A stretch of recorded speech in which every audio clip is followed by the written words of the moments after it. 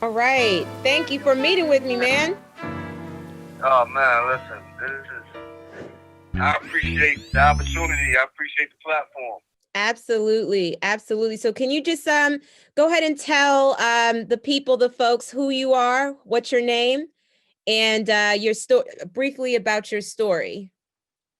Yeah, my name is Bryan Wells. Right now, I'm age 47. I've been incarcerated 25 years and 4 months for a homicide I had absolutely no involvement in. Uh, Victim night he was tragically murdered, and my story is probably like many others in this country. Mm-hmm. Being wrongfully convicted. Uh, the major thing that I can tell you about Pennsylvania State Correctional Institution. Say it. Subject to recording and monitoring. my situation, just like most wrongful convictions, is that my case checks all the boxes. Mm-hmm. And when I say that my case checks all the boxes, is that, you know, um, 40 eyewitnesses, crooked cops. Right. The same two cops on my case, Detective Duffin, well, I'm saying his whole name, Detective Kevin R. Duffin and Detective David Lau. If you research them and Google them, they have 4 or 5 cases which have been overturned because of their improprieties. Star witness in the case, based on what I sent you and y'all read, everything she says refutes all. Her testimony refutes the forensics. My case also has a jailhouse snitch who was arrested 3 months later, Mm-hmm. taken from out of jail to a hotel. Like, just think about it. Imagine a detective Mm-hmm. who 3 months later takes somebody from out of jail and takes them to a hotel. What took place in that hotel? Hmm. You know what I mean? Like Right. anybody else, everybody watches first 48 hours. Right. Like, all the interviewing goes down in the police station, but he was taken at the hotel. So I can only guess that he got some time to spend some quality time with a loved one.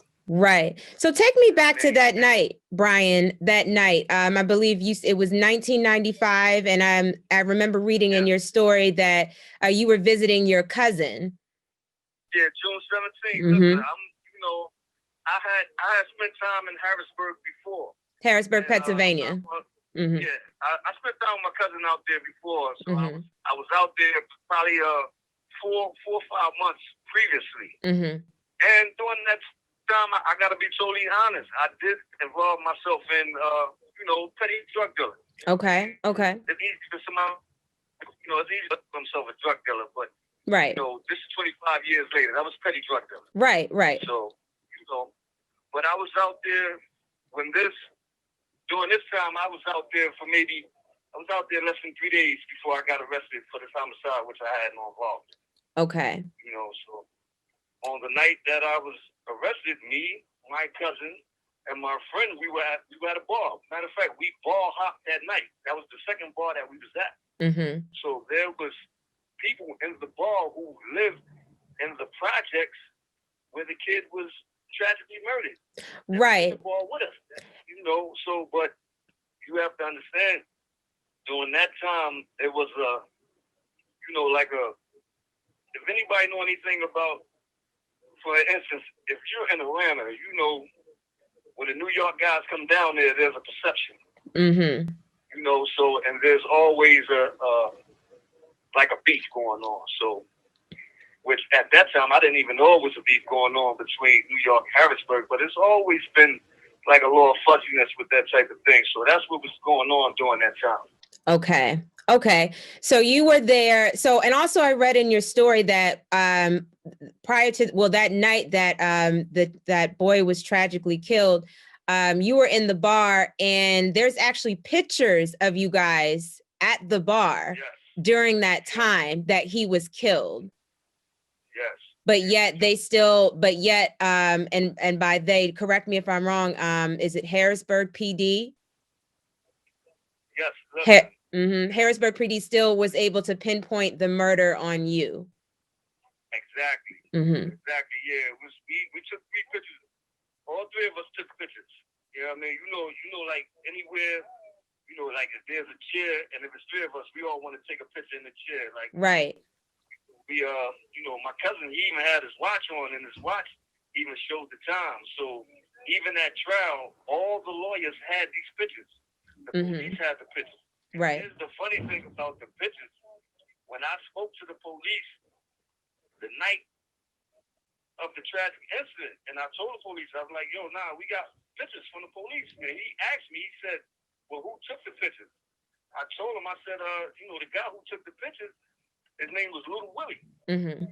Now, I didn't know this guy, the guy who took the pictures personally. Right. But he just happened to snap some pictures of you. Just, I mean, like if you go out, sometimes somebody can, you know, someone you know of somebody can just, right. He was the guy who, back in them days, he was the guy who took the Polaroid pictures. The reason why I knew his name, because on the back of the pictures, it had his stamp. Okay. His stamp said Little Willie. That was the only reason why I knew the name of the person who took the pictures. Okay. Okay, so Little Willie took the pictures. So right after you guys came from the bar, and then simultaneously that young man was murdered, and they picked you up. Now it was coincidental because they said the person, according to your story, you said that there was another gentleman by the name of Black.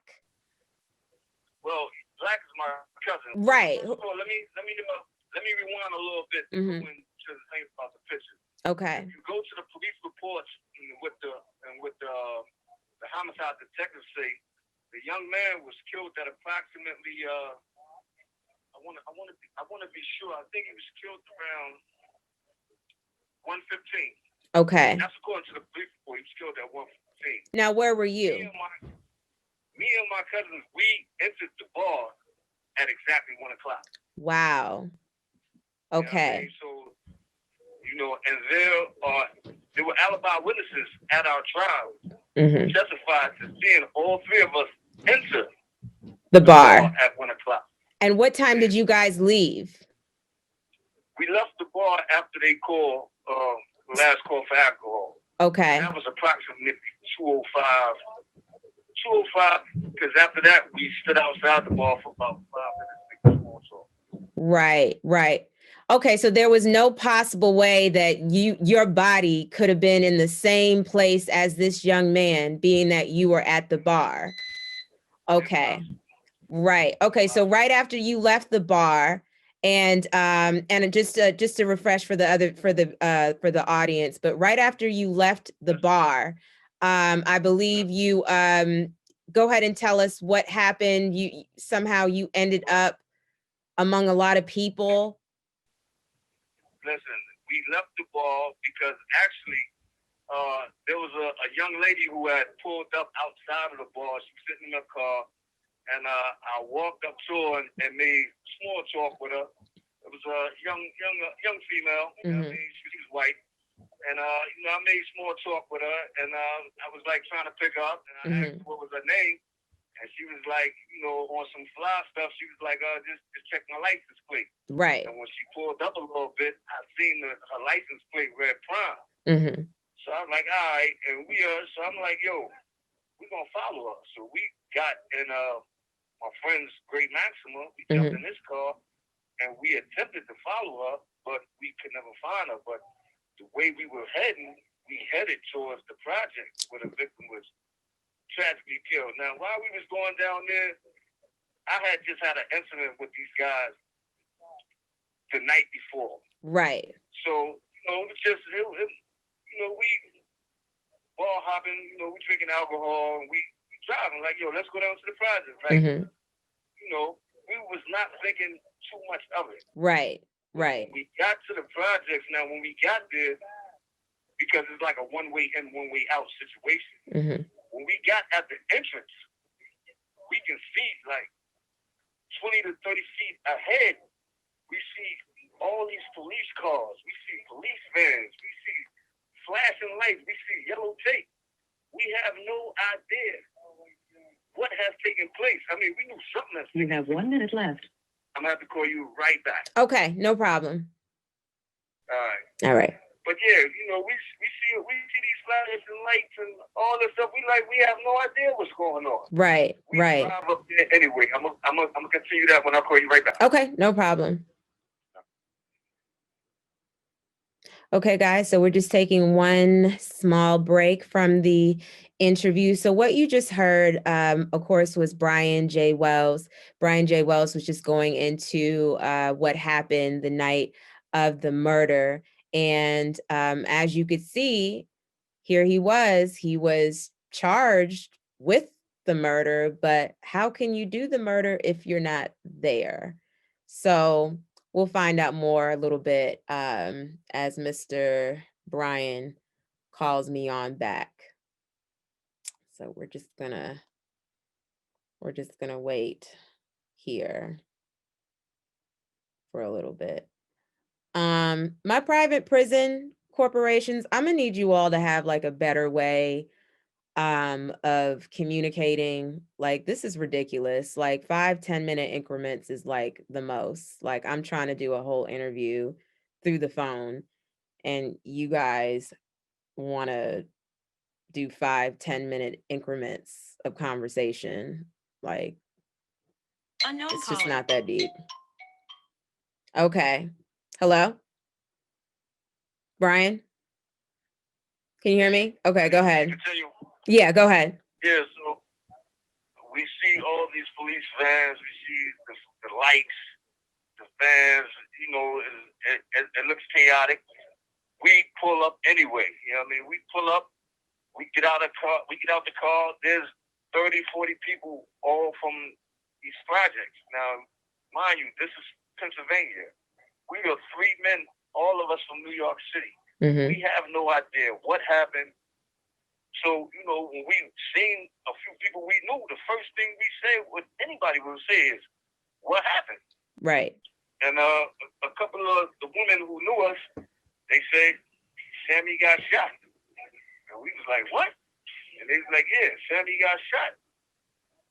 And from there, that led to one of the guys, this guy named Pookie, Mm-hmm. walks up to my cousin, and the first thing came out of his mouth is, you know, he used a derogatory term. Mm-hmm. That's okay. Said, you know, and you know, he said, you know what happened. Mm-hmm. Y'all shot my boy.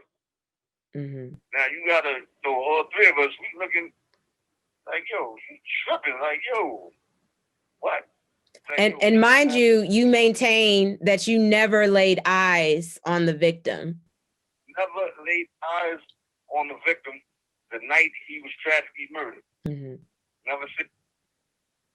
Wow. From that argument, and you know, like, there's 3 New Yorkers, and we're in the midst of 40 people from this community, Mm-hmm. with this one guy saying that, y'all know what happened, y'all shot my boy, and we like, you know, we don't even know he shot, let alone to them getting to the point of saying that he died.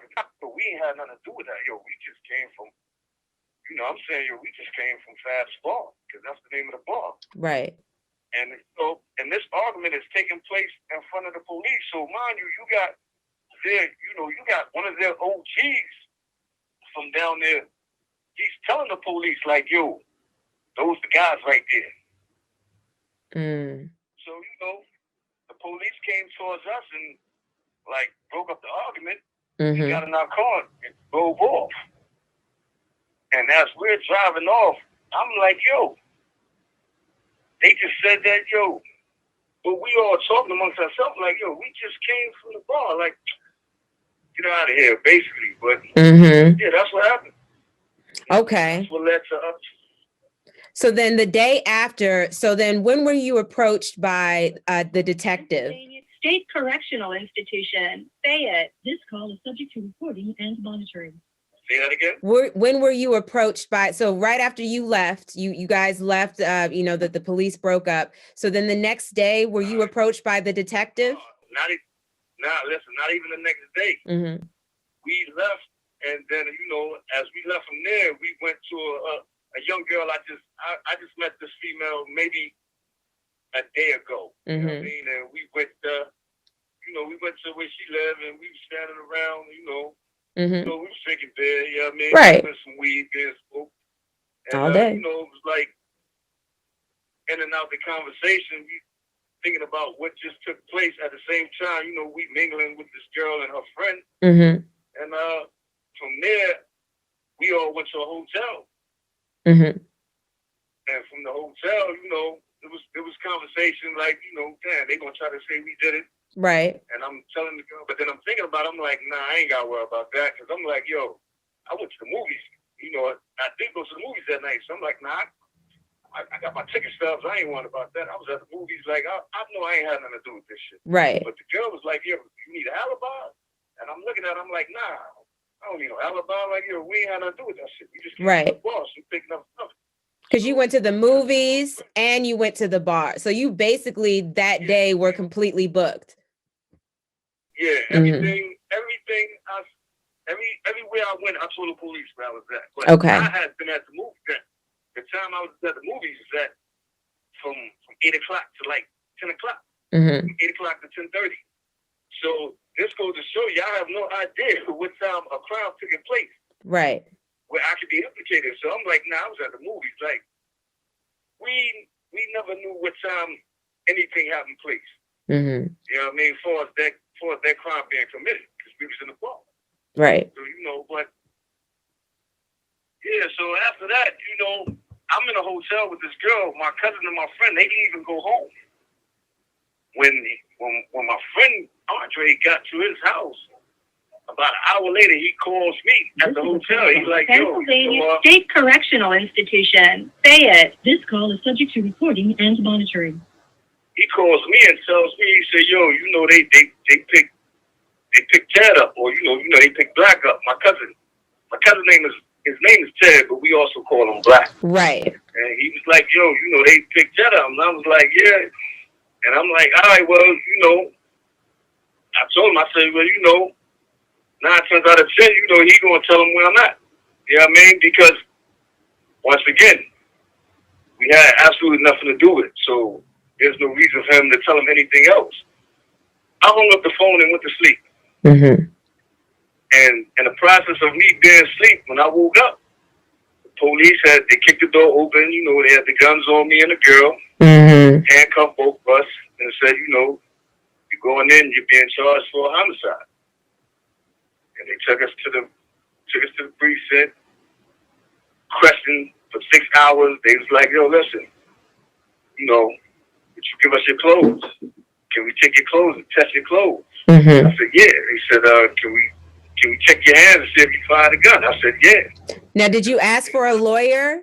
Did they offer you legal counsel before they did all of this? Nah. Okay. Nah, they ain't asked me none of that. You know what I mean? At the time, I was 21. Right. Everybody, can say in hindsight, how to react with these people in these right. movies. But 25 years ago, this is a homicide, and the only thing I'm on my mind is I had absolutely nothing to do with it being 100% truthful. Right. So I agreed. Yeah, I'll take a polygraph. You can have my clothes. You can do whatever test you need to do. You know what I mean? Because this is serious. This ain't a robbery. This ain't a drug case. This is a murder. Right. So yeah. But they questioned us for 6 hours, and then when they asked me, they said, "Listen, if you agree to all these things, we'll let you go." I said, "All right." I agreed to them. All they ended up doing was taking my clothes. They never took the polygraph, but they did take my clothes. He tested for DNA, and they let me go. But they kept the young lady.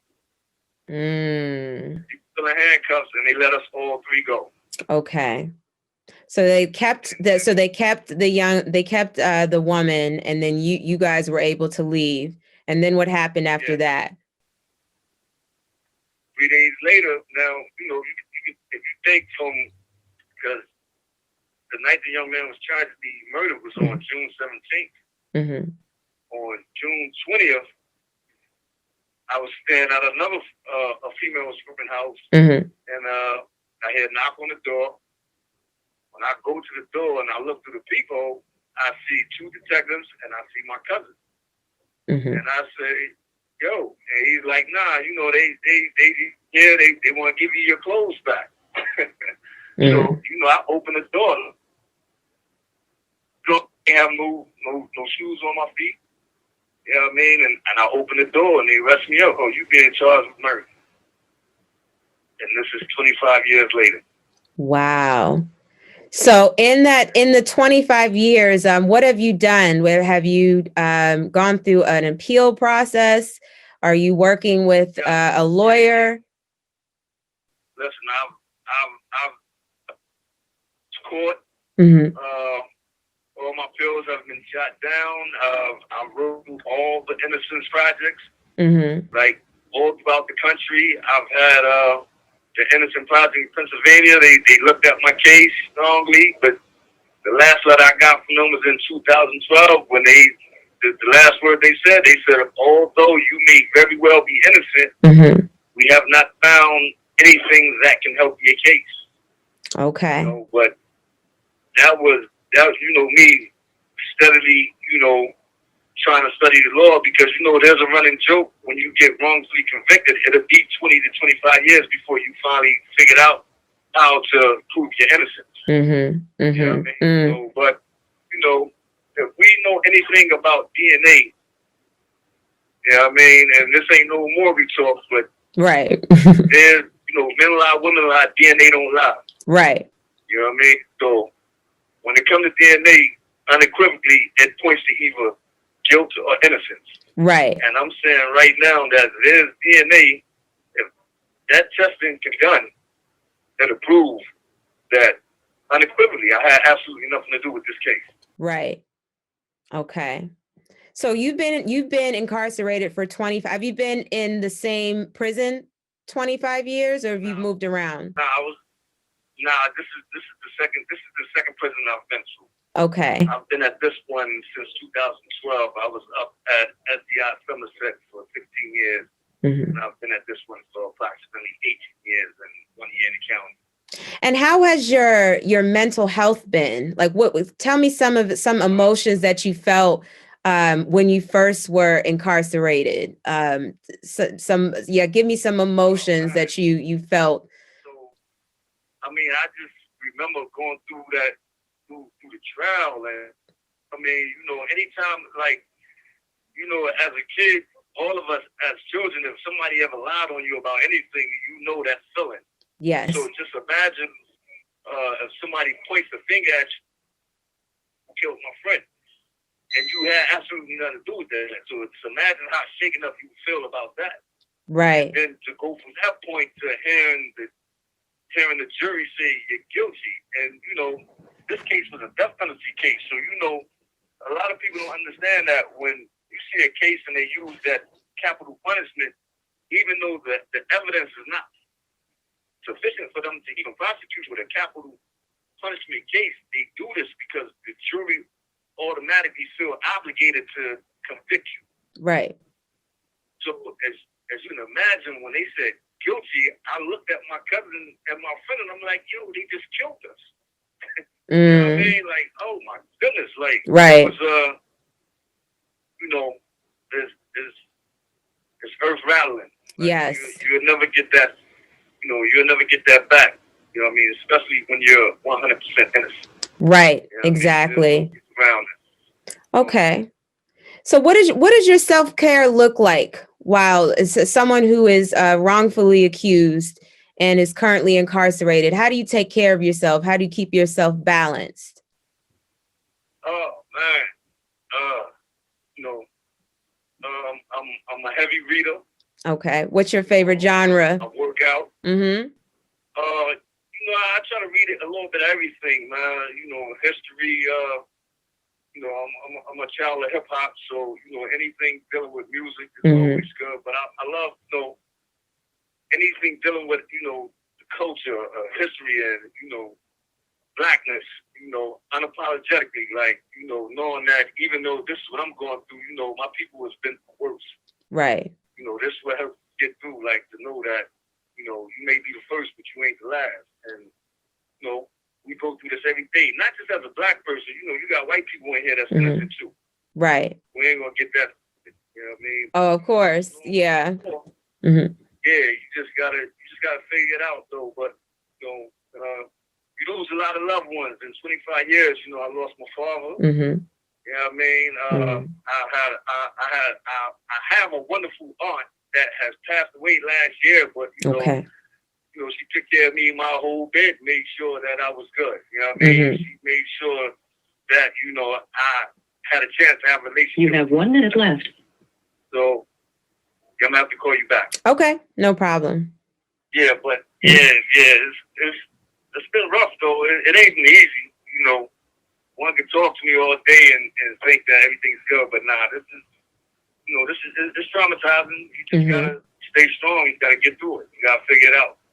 Right. I'm gonna call you right back. Okay. And hang up. All right, no problem. All right. So again, guys, that was Bryan J Wells. He was just to recap, just asked him about like what does self-care look like, especially of course if you didn't do it. And what does that look like, you know, while you're locked up? And you hear him like it is what it is, essentially. So of course we're gonna hear more and more. Just we're gonna wait on his call. Again, I'm gonna need Pennsylvania corrections to get like a better, or just corrections period. I mean, this communication is annoying. These increments are not working for me and Bryan. Just saying. So, wow. Well, it goes to show you, y'all. I mean, you just have to be careful. You have to be careful. And I mean, sometimes things just happen. But here we go. Okay. All right, Bryan, go ahead. Hello? Yeah, I'm back. Okay. So we were talking about your self-care while being incarcerated, and especially while of course not doing it. But like other activities, you said you like to read. I thought I heard you said you like to work out. So what are some things that the prison offers you guys? I'm gonna tell you the truth. I'm gonna tell you the truth. The prison don't offer us nothing. Okay. You know what I mean? The prison don't offer nothing. You know what I mean? Like if you're not on top of yourself, if you don't have self-discipline and the will, you know what I mean? This prison is a jungle. And ain't nothing good going on in here. And what is give me one example of a lesson that you've learned that you continue to use the lesson. Give me one lesson that you learned while incarcerated. You gotta be a man. Mm-hmm. You know what I mean? And that's mentally and spiritually. Like you know, you gotta understand that I know what led me to be wrongfully incarcerated. Right. You know what I mean? And you know that's just, you know, wrong place at the wrong time, but you know, what were you out here doing? Like what led you down this path when you should have never, you know, like. So the lesson learned is, you know, we gotta be better. You know? Right. I gotta be better. You know, I will hope my son be better and know and understand that, you know, in life you make choices. And right. Sometimes you can make a choice that, you know, of course when you selling drugs, you think I can handle the consequences that come along with just selling drugs. Right. You know what I mean? But if you doing that and you get labeled as for something else, then it's like, wow, yeah, you know, nobody's expecting that. Right. So, you know, that's a lesson right there. Right. You know, and you mentioned you have a son? Yes. Okay. So you have a son. Okay. Son. Yeah, I have a son, but I hate to say it, more importantly than that, I have a granddaughter. Oh, you a grandfather. Get out of here. Yeah. Oh, you know, okay. So I've yet to meet her. Uh-huh. You know, that's, you know, I mean, as anyone could feel if they have a grandchild. Yes. You know, that's how I feel. Like, you have a grand queen. That's my heart. Yes. You could still spoil her from, it doesn't matter. You could still get her together. That's Yeah, awesome. yeah, that's my heart. So, So how often do you communicate with your family? you know, I'm in you know, after 25 years, I have to say this. You know, all family ain't blood, nor blood ain't family. Mm-hmm. So, you know, in 25 years, is you know, certain people reveal themselves in your lives that become more family than your real family. Mm-hmm. You know what I mean? Right. And, you know, that's just real. So, you know, I have some people in my family, like my cousin, This my is a first call cousin, from my female cousin. Pennsylvania State Correctional Institution. You know what I mean? Like, This call is subject to he recording has and been there since day one. Mm-hmm. And my female cousin, that's my cousin who was my co-defendant sister. So Okay. also my co-defendant, his wife has been a mainstay in my life throughout this whole time. So, you know, like I said, I lost my dad, I lost my aunt, you know what I mean? And there's other people that have relationships with, they're no longer there. But I have wonderful people in my life that keep me right mentally and spiritually. So That's good. and I have some brothers. Yeah. Okay. Okay. And you were talking about like the prison is like a jungle. So what's it like right now with COVID? Well, right now with COVID, everything is locked down. There's no movement. You know what I mean? There's no going to the chow hall. You really get to go to the yard, but you know, my whole focus is on proving my innocence. So Yes. I try to, you know what I mean? I try to block all that out anyway. So. I mean, has the prison, have they done any extra precautions and any cleaning extra precautions to protect the staff and the? One thing I can say about the prison where I'm at, they have been doing the most.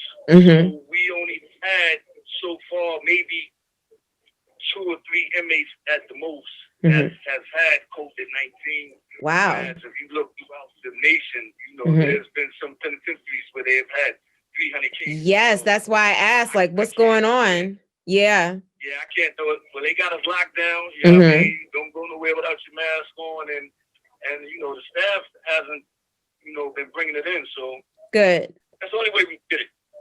Now, do you guys get tested in there? Do you get screened? Well, I guess if anybody, like, Pennsylvania State Correctional Institution, Fayette. This call is subject to recording and monitoring.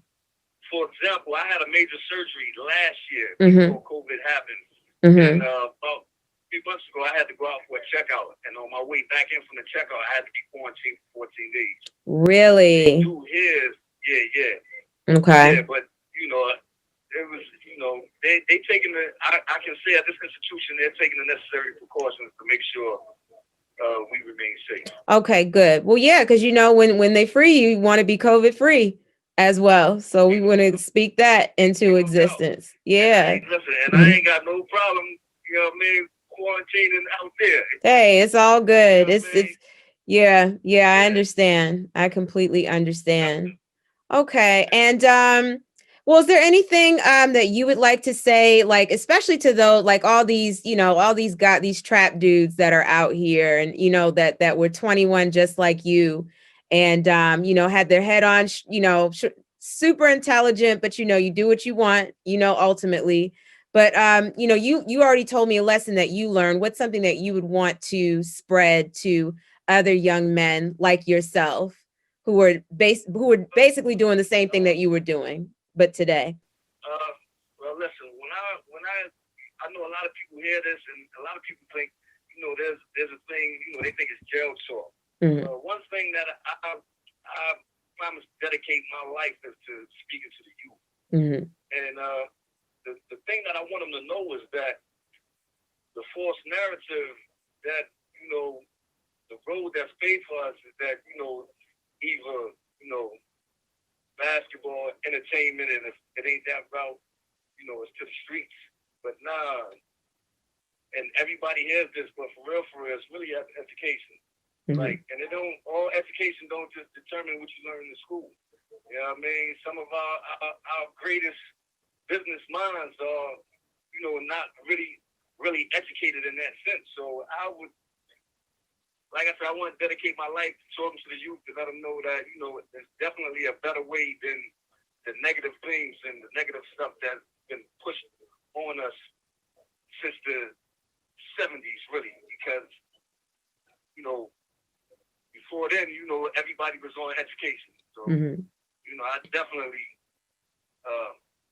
point them towards the alternative. And sometimes, you know, you can't just tell people some things. Right. You got to show them. Right. Exactly. Like in my case, I can tell you I'm innocent all day until I'm blue in the face and still going to wake up wrongly incarcerated tomorrow. Right. I can show you that I'm actually innocent. Right. That's the difference. I can show you through DNA. I can show you if you look at the eyewitness testimony, how it don't link up with the forensic science. It don't link up to what the police on the scene is saying. Not the lead detectives, because we know what the lead detectives do. Right. But I can show you what's the difference. When you can show a kid an alternative, that's one thing than telling them, like, nah, go to school. Nah, you got to show them why it's important that they do go to school and learn now, because what you know on the educational level determines your ability to reason. Right. When you come across these sticky life situations, if you understand what I'm saying. Yes. No, I get you. I understand. Yeah. Yeah. No doubt. But I listen, I truly want to dedicate my life to that. And also, right. Another thing that I want to say, like, while I was here, I've written books. Okay. You know what I mean? Like, I've written books dealing with perils of street life. You know what I mean? I'm self-published. Okay. You know, I had a book deal with Vicky Stringer, and I had a book deal with Kawan. Okay. You know what I mean? That, you know, so yeah. So why can you tell me the names of the books? What's the name of the first book? The name of the book that I wrote is called Browler. Okay. OLIC. It was self-published, but you know, if you punch it up on Amazon, you'll see it. It's written under the name of Rock Wells. And you know, if you ever look at it as a book written by Kawan, he's a nationally known author. And if you look in his book that he wrote called Hood Rat, you'll see my name in the acknowledgments. So, nice. So I've been writing books, and you know, I've been doing everything in my power to get my freedom back.